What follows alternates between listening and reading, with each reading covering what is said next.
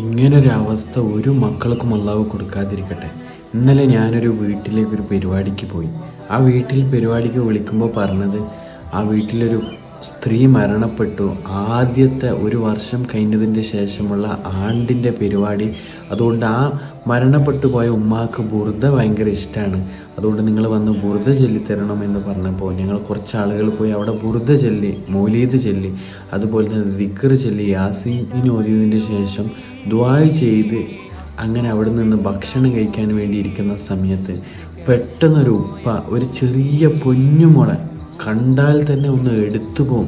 അത്രയും ഭംഗിയുള്ള നല്ലൊരു ചെറിയ പൊന്നുമോളെ ആ ഉപ്പ എടുത്ത് മുന്നോട്ട് വന്നപ്പോൾ ഞാൻ ആ കുട്ടിയുടെ പേരൊക്കെ ചോദിച്ച് ഉമ്മ എവിടെയാണെന്ന് ചോദിച്ചപ്പോൾ ആ ഉപ്പ പറയുകയാണ്, ഉസ്താദെ ഇന്ന് നിങ്ങൾ വന്നിട്ട് ഇവിടെ ബുർദ ചൊല്ലിയതും മൗലീദ് ചൊല്ലിയതും യാസീൻ ഓതിയതും ദിക്റൊക്കെ ചൊല്ലിയത് ഇന്ന് ആ ഉമ്മ മരണപ്പെട്ടിട്ട് ഇന്നേക്ക് ഒരു വർഷമായി.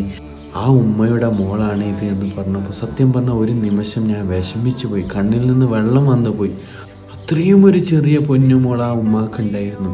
അങ്ങനെ എല്ലാം കഴിഞ്ഞ് ഭക്ഷണം കഴിച്ച് കഴിഞ്ഞ് വീട്ടിലേക്ക് പോകുമ്പോൾ ഈ മരണപ്പെട്ടു പോയ അവരുടെ ഭർത്താവ് വന്നിട്ട് പറയുകയാണ്, ഉസ്താദെ എനിക്ക് ഒരു മോള് മാത്രമല്ല, എനിക്കിനി 2 ആൺകുട്ടികളുണ്ട് എന്ന് പറഞ്ഞ് അവരെ കൊണ്ടുവന്ന് കാണിച്ചു തരികയാണ്. എന്ത് നല്ല ഭംഗിയുള്ള 3 മക്കളാണ് ആ ഉമ്മാക്ക് ഉണ്ടായിരുന്നത്. കാണുമ്പോൾ തന്നെ വലിയ ബറക്കത്ത് തോന്നിപ്പിക്കുന്ന നല്ല 3 മക്കൾ. നമ്മളെ ഉമ്മമാർക്കൊക്കെ ദീർഘായുസ്സും ആഫിയത്തും കൊടുക്കുമാറാവട്ടെ. ഉമ്മമാരില്ലെങ്കിൽ അത് വലിയ വിഷയമാണ്. അല്ലാഹു നമ്മളൊക്കെ രക്ഷപ്പെടുത്തുമാറാവട്ടെ.